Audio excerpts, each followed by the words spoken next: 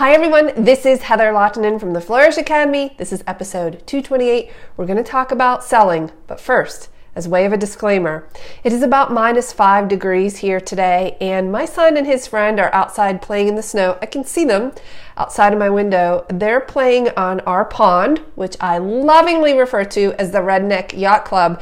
If they happen to fall through the ice and appear to be hypothermic, then I might have to stop the video in order to rescue them. But from where I sit, I can see them, and I think it's cold enough that the ice is frozen through. So hopefully they'll be okay. I wanted to tackle this question on selling that my friend Marie posted last week because I think it's a very common issue. Allow me to read you the question. I have my laptop here. She says, I'm contemplating a move into in-person sales in the upcoming year, but am terrified. This is terrified in all capital letters. I suck at selling. Even if you came to me and said that you need a vacuum and I had a vacuum, I would struggle. Heather or anyone else, do you have any specific book recommendations for building confidence in sales? I know the root cause of my struggle is me being an introvert and wanting to run when talking to people and having confidence in truly valuing my work. Does anyone relate to this issue? Confidence, selling, feeling, I don't know, it just doesn't feel good to you to sell to people. She says that she sucks at selling. I would argue that, Marie. I don't think that's the case. I think that's your interpretation of your current limiting belief, but we will get you there. Now, my friend Charlene responded, and I really liked this comment. She said, my best tip is to pretend in your mind that you didn't make up the rules, policies, or pricing. If you work for a company and you're just showing clients the products the company offers, that would be the case. If you're anxious because of confidence in your work, in its worth or your pricing, then I find that's a good way to get past that.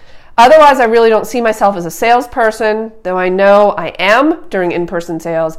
I repeat to the clients that I'm not trying to sell them anything they don't need or want, but give them ideas for how they can display their images in their home, and the photos and product samples kind of sell themselves, etc. Okay, what I really loved about this is a very common trick that actors and speakers use when they get nervous or they want to put themselves out there in a different way. They develop an alter ego. Have you heard of this? Some people even name their egos, which is really funny. And you separate yourself, your identity, from what it is that you're doing. You are not what you do. If your identity is directly tied to your photographs, I mean, even saying that sounds silly, doesn't it? But if it's directly tied to that and somebody crushes your photographs, then your ego is going to be crushed as well. But you are not what you do. And if someone doesn't like your photos, it's not the same thing as them saying, I hate your dark, ugly soul. I mean, nobody would do that, right? These are two different things. You have to separate yourself from my alter ego, who I have not named, but I think that would be fun. When I put on lashes and curl my hair, that is like my superwoman, I don't know, outfit. When I put on those lashes and I hit a stage, that is it. I am a completely different person. Something comes over me, I can't even explain it. But it's this power of this alter ego and making it separate from who you are as a person. Now, I've actually used this, what Charlene is suggesting. I had a client, this is years ago, who canceled their wedding and wanted the retainer back. And I had a very awkward phone conversation with this person, and it was with the groom. And I explained to him the contract, and he was kind of like, it's not so awesome because they're not getting their money back. And I was like, hey, don't take it up with me. You're going to need to take that up with Weddings by Heather. I don't make the rules. I just follow them. Oh, of course.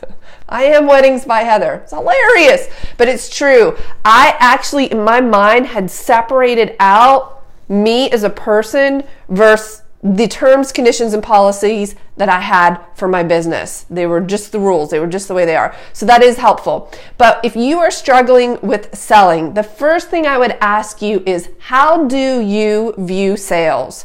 What words come to mind? Go ahead and type them in the comments, because I see there's a few of you on here. What type of words come to mind when you think of sales? Or put yourself in the position of the consumer. what do you think about? Sometimes people will say things like used car salesman or sleazy. That's their view of sales. Well, I've got to tell you, if that's your view of sales, then you are absolutely going to project that onto your clients and onto everyone else, because we do not see the world as it is. We see the world as we are. So if that's your idea of sales, then we're going to need to reframe it and think of it differently. People are seeking you out for a product and or service in terms of your photography. I guess, yes, and a service and a product if you're doing in-person sales. So they're coming to you and saying, I want to purchase this from you. I'm struggling to see the problem if you're not really selling. There's nothing to sell per se. They are coming to you, asking you for a service. You are providing that, and there's a price tag attached to it. Now, in terms of in-person sales, you say, and if you do this right with a pre-consultation and a lot of communication, and you have products to sell, you have those products in front of you, and you say, here are the products. They choose what they want. You're not selling anything. So you just have to reframe your thinking. This is a matter of reframing. Yes, certainly you want to be confident in your photos and what you're delivering. We know that competence leads to confidence. So the more you shoot, the better you get, and the better clients you work with, or that fit your style and what you're trying to achieve. That will come with time for sure. The more you do, the better you'll get at it. But I think what's happening here for many of us is there's a limiting belief that says we're not good at sales because we don't like sales.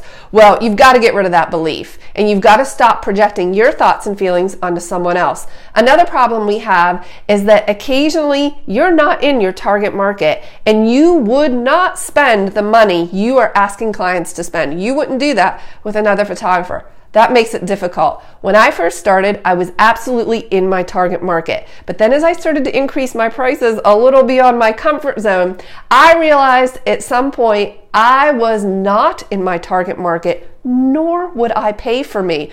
Well, that puts us in a different league, because now I've got to shift my thinking, reframe it, and think like my clients, not how I think, which is, I wouldn't pay for that. Because if you have that mentality, you will never convince someone else that they should pay for it. Not that you're in the game of convincing. Don't mishear me, because this is all at the sub level. This is not something you're thinking of at the top of your mind. I'm trying to convince them. But the truth is, however you're feeling, however you view selling, however you view your prices, you are going to project that in your actions, thoughts, words, deeds, everything, without even realizing it. So you have to reframe your thinking. People are coming to you because they wish to pay you for what you have to offer. What is the problem? There is no problem there. One book that I will recommend is The Big Leap by Gay Hendricks. In this book, he talks about limiting beliefs and your upper limit problem. Now, this is in terms of pricing. We're talking about specifically whether or not you would pay for you or not. I can tell you right here, straight to your face, I would not pay for me in terms of a wedding, but I'm glad there are people out there that will. But that's because I value my time and I value my work. And if you don't value those things, your clients will either. Now, I don't want you to put labels on yourself, such as, I don't like labels, I don't like it, because it's not true. You can do anything. You say, I suck at selling and I'm an introvert. Okay, you might view those as true. I do not. Those to me are feelings, not facts. Feelings, not facts.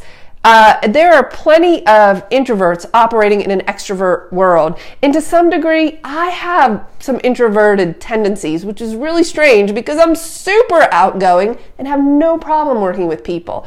But just because you're an introvert, I just don't like those labels because we tend to use them as excuses. Like, well, I'm an introvert, so I'll never be able to sell like she sells or do what she does. Not true, not true. False, false.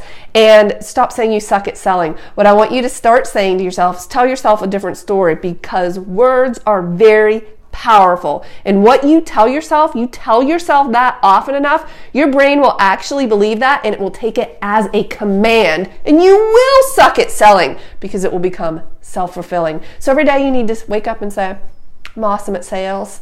I'm outgoing. People like me. They want to purchase whatever it is I'm offering. You have to change the dialogue and reframe the thinking. It is not to say that these things aren't true.